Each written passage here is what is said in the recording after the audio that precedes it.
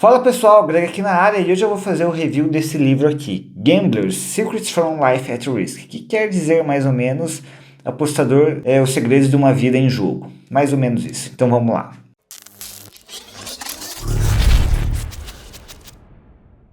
Esse livro aqui, na verdade, é a biografia do Billy Walters. Quem é Billy Walters? Eu já fiz um Reels no Instagram falando sobre ele de forma bem reduzida, porém, trazendo aqui, ele é considerado o maior apostador americano de todos os tempos. Estima-se que ele tem um lucro de mais ou menos de 200 milhões de dólares. Se a gente converter para reais, dá mais ou menos 1 bilhão de reais, vindo somente de apostas esportivas. Então, é muita coisa. E aqui no livro, ele traz a biografia dele, desde a infância até agora que ele se aposentou, ou pelo menos reduziu o volume das apostas. Eu tinha visto algumas entrevistas onde o Billy Walters falava que ele tinha colocado informações aqui que há 10 anos atrás ele não venderia nem por 10 milhões de dólares. E eu fiquei curioso e eu comprei esse livro para ver qual é que é. Como toda biografia, o livro começa com a infância dele, fala sobre os pais, que praticamente não teve pais, foi criado, se não me engano, por uma tia ou por uma avó. Uma infância muito pobre e ele logo saiu de casa para ir trabalhar, começou a trabalhar com carro. E na infância dele, na cidade natal dele, sempre teve muita aposta. Mas aposta assim entre os amigos, coisa de bar, sabe? E ele então sempre foi criado nesse meio de aposta. E ele sempre teve problemas com bebidas e apostas. Durante o livro aqui ele conta diversas vezes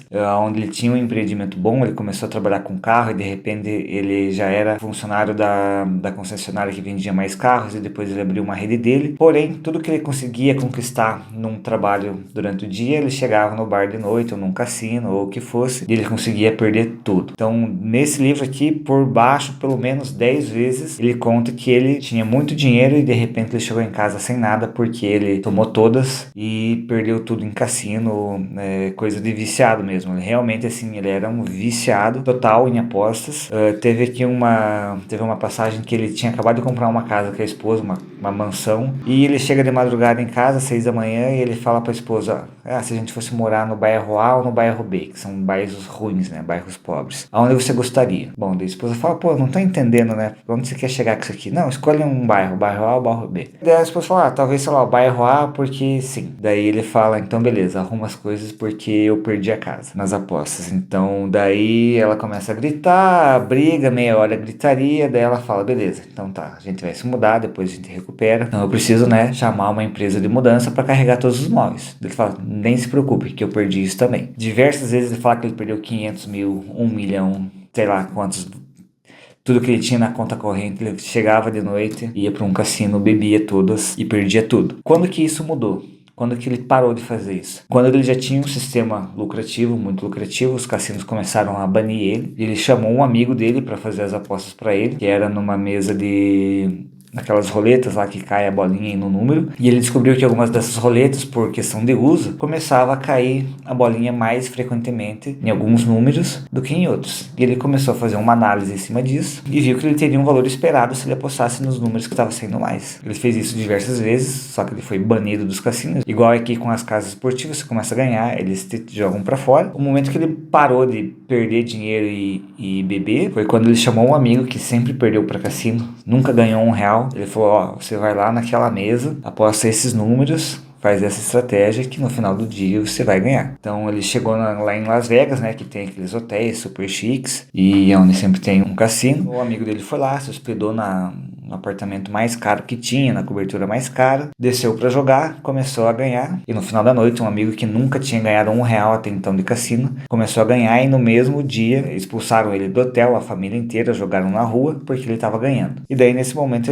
o Billy Walters pensou, poxa vida, né, os cassinos são aquela sensação que a gente tem quando a gente é limitado, né, a gente só pode perder, se a gente for ganhar, eles vão expulsar a gente. E daí nesse momento ele tem uma reviravolta na vida, que ele para totalmente com a bebida e daí ele torna-se mais profissional. Ele começa a focar mais em apostas porque ele quer se vingar dos cassinos. Até quase o final do livro é mais uma biografia, ele não conta exatamente como são as apostas, o que ele fazia, mas tem acho que os 2 últimos os 2 penúltimos capítulos, não é exatamente o último capítulo, mas os 2 pro final, ele conta algumas coisas que a gente estava interessado em saber, por isso eu comprei o livro, e eu vou trazer aqui o que ele traz de interessante. Bom, muita coisa a gente já sabia, né? Então, muita coisa assim que ele fala, que qualquer apostador que já aposta há muito tempo já vai saber. Então, questão de você sempre tem que procurar a melhor odd para você apostar, você tem que saber o que você está fazendo. Ele fala para você apostar sempre nos favoritos o mais cedo possível e nos azarões o mais tarde possível, que geralmente o mercado pesa mais para os favoritos. E daí, esse é um capítulo inicial que ele faz assim uma revisão geral assim para quem não sabe nada sobre aposta. Porém, se você já é um apostador, 95% das coisas você já vai saber. Aí vem para um capítulo seguinte que ele chama de Masterclass avançado, e daí ele conta um pouco mais sobre como ele chega nas linhas, né, nas cotações justas. Então, vamos lá. Ele já era uma pessoa com muito dinheiro, tá? Então, ele já tinha se envolvido com um grupo, com um sindicato muito forte de apostadores que na época lá de 1970, 80 já usava computadores para fazer análises matemáticas e regressão, enquanto que os cassinos faziam, não tinha nada disso, né? Era no braço, era na caneta, era uma pessoa que decidia qual era a linha. Então, esse sindicato tinha muita vantagem em cima dos cassinos, eles fizeram muito dinheiro. O Billy Walters, quando ele começou por conta, ele já tinha uma vasta experiência, ele já tinha muito capital para ser investido. Então o Billy Walters, até numa entrevista que eu vi dele, ele fala assim, eu não sou uma pessoa que vai apostar na abertura, porque na abertura tem baixa liquidez. O Billy Walters espera para apostar no dia do jogo só em NFL, quando as casas já têm muita certeza da linha, mas ele consegue encontrar valor ainda no fechamento. Ele prefere passar muito mais valor no fechamento do que ter mais apostas na abertura. Ele prefere fazer poucas apostas no fechamento porque ele consegue passar mais valor, ele consegue bater as casas ainda assim em NFL, que é um mercado extremamente justo. E daí ele conta que por cima, né, não com muitos detalhes, como que ele tem toda uma sistemática, como que é o método que ele chega numa Fairline. Então a primeira coisa que ele faz no começo do campeonato é fazer um Power Ranking, que é, bom, essas aqui são as melhores equipes, essas são as piores, e a partir disso ele vai refinando o modelo dele. Então assim, segundo ele, eles têm um robô na internet que fica escaneando o tweet de diversos jornalistas que cobrem NFL. Então quando tem uma lesão, eles são o primeiro a saber. E ele tem diversos empregados, não sei quantos empregados funcionários ele tem, mas tem muita gente analisando, acompanhando de perto, porque na NFL, sei lá, o quarterback tá com uma lesão, é muito importante. Pesa talvez mais do que no futebol. Estar a par dessas lesões o mais cedo possível e também a gravidade dessas lesões é uma coisa que ele leva muito a sério. Então primeiro ele faz o power ranking desses times e daí ele dá uma ponta, então vamos dizer assim, o time A, eu vou trazer aqui para o futebol, tá? Para ficar mais fácil. Vamos dizer assim que o Palmeiras vai jogar contra o Vitória. E daí uma linha justa, sei lá, jogando em São Paulo seria de menos 2,5 para o Palmeiras com os times completos. O Bill Walters, ele dá uma pontuação para cada jogador, mas uma pontuação que ele retiraria da linha. Então, vamos dizer assim, se o Veiga do Palmeiras não vai jogar, ele tem uma pontuação. O Palmeiras era uma linha menos 2,5, sem o Veiga, talvez fosse para um 2,25. Eu estou extrapolando aqui, tá? E ele faz isso para todas as posições. Então, quando os dois times vão jogar, ele vê quem que vai jogar e ele tem uma pontuação já dos times com base naquelas informações de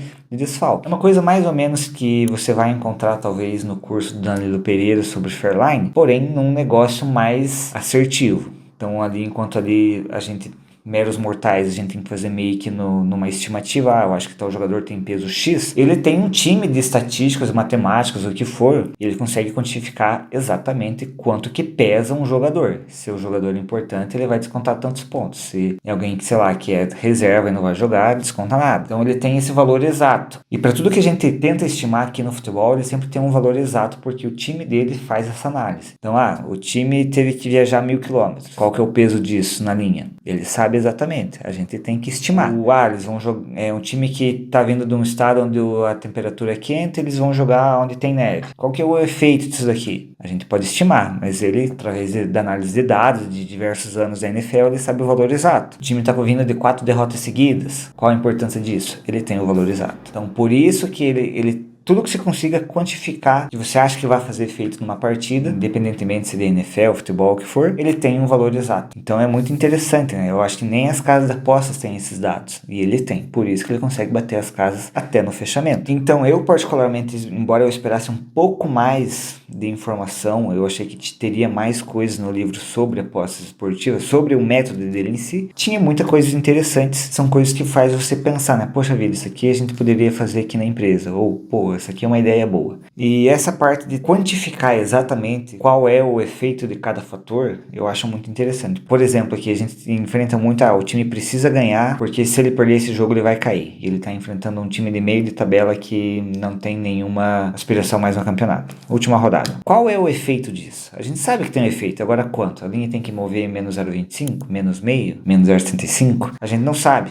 Então, talvez a gente está pensando em tentar fazer um estudo parecido. Deixar o achismo de lado, né? A gente acaba achando muita coisa porque a gente não tem informação, né? A gente precisa estimar. Mas se você tivesse um valor exato, ou um valor muito mais preciso do que só vozes que vieram na sua cabeça, você teve que chutar um valor, seria com certeza muito interessante. Outra coisa que me chamou a atenção é que como o Billy Walters, né, ele com certeza é banido de vários cassinos e casas de aposta, ele tem um multirão de pessoas que fazem as apostas para ele sobre outro nome, que é como se a gente usasse CPF de terceiros. Eu não sei como a legislação americana vê isso e como que ele declara imposto, por aí vai. Mas ele faz lá, né? Então por que a gente não pode fazer aqui? Eu acho que se a casa tá bloqueando a gente de apostar, nada mais justo do que a gente fingir que é outra pessoa. Então eu achei interessante isso aqui. Outra coisa que tá aqui no livro, eu não sei dizer porquê, mas por exemplo a Pinnacle, ela não é disponível para os americanos. Ele fala que ele aposta na Pinnacle através de um outro contato, não sei,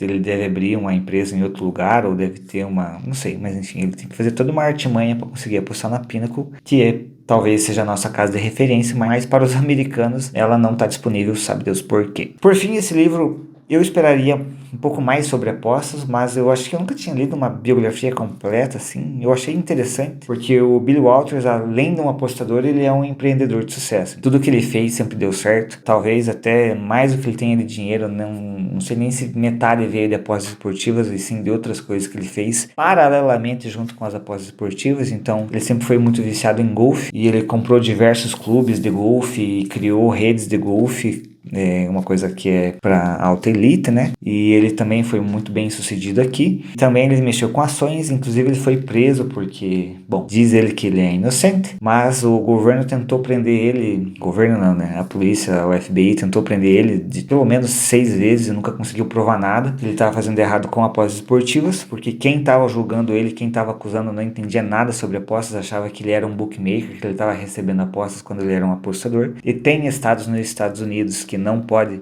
apostas esportivas não é legalizado, enfim, mas daí depois de várias vezes prenderam ele porque, segundo ele recebeu uma informação privilegiada, que daí ele comprou ações que ele não poderia receber essa informação. Diz ele que ele é inocente, não sabemos. Enfim, ele faz todo um argumento aqui, ele conta toda a história. Obviamente é a versão dele, me pareceu justa, mas enfim, é isso aí. Eu recomendo que você leia, infelizmente só tem em inglês. Esse livro que eu comprei na Amazon, ele também não é barato, acho que foi próximo de R$250. Obviamente tem a versão Kindle que é mais barata. E eu vou passar agora para um para um próximo livro sobre apostas esportivas. Eu vou colocar a foto aqui, eu não lembro o nome exato, e eu vou fazer o review desse livro também. Curtiu o vídeo? Se inscreve no canal, deixa seu like e fica ligado para mais vídeos sobre apostas esportivas.